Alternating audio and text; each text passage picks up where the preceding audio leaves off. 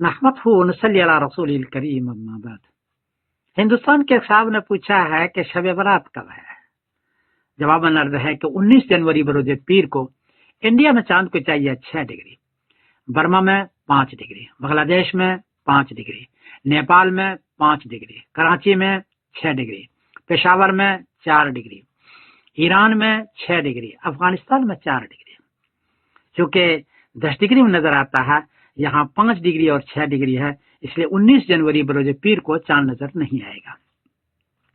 20 جنوری بروز منگل کو انڈیا میں چاند کو چاہیے 18 ڈگری، برما میں 17 ڈگری، بنگلہ دیش میں 17 ڈگری، نیپال میں 16 ڈگری، کراچی میں 17 ڈگری، پشاور میں 16 ڈگری، ایران میں 17 ڈگری اور افغانستان میں 15 ڈگری۔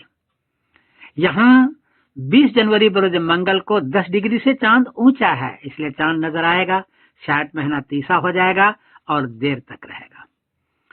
اس اعتبار سے 20 جنوری بروز منگل کو چاند نظر آئے گا اور 21 جنوری بروز بدھ کو شعبان کی پہلی تاریخ ہوگی انشاءاللہ العزیز۔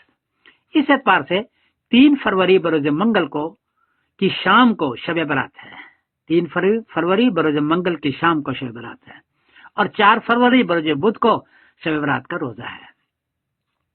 حدیث کے اندر آتا ہے، حضور پاک صلی اللہ علیہ وسلم فرمائے اذا کانت لیلۃ النصف من شعبان فقوموا لیلہا وصوموا نہارہا، کہ اگر شب برات کی رات ہو، 15ویں شعبان ہو، تو اس کے رات کو جگو، یعنی تہجد پڑھو، قرآن شریف پڑھو اور اس کے دن کو روزہ رکھو۔ یہ حدیث ہے ابن ماجہ شریف کی اور حدیث کا نمبر ہے 1388۔ چونکہ سارے صحیح ستہ میں نہیں ہے، 1-2 کتاب میں ہے، اس لیے بعض لوگوں نے اس کو ضعیف قرار دیا ہے، لیکن بہرحال حدیث ہے، اس لیے اس کی رات کو تہجد پڑھیں اور دن کو روزہ رکھیں۔ چنانچہ آگے حدیث کے اندر ہے، اللہ تعالیٰ فرماتے ہیں الا من مستغفر لی فاغفر لہ، کہ کیا تو کوئی معافی مانگتا ہے تو میں اس کو معاف کر دوں، کوئی روزی مانگتا ہے تو میں اس کو روزی دے دوں، کسی کو بیماری ہے تو ان کو میں شفا دے دوں۔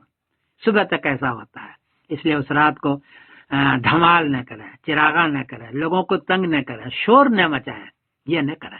یہ ان راتوں میں کرنے کی جگہ نہیں ہے، بلکہ اللہ سے مانگنے کی چیز ہے۔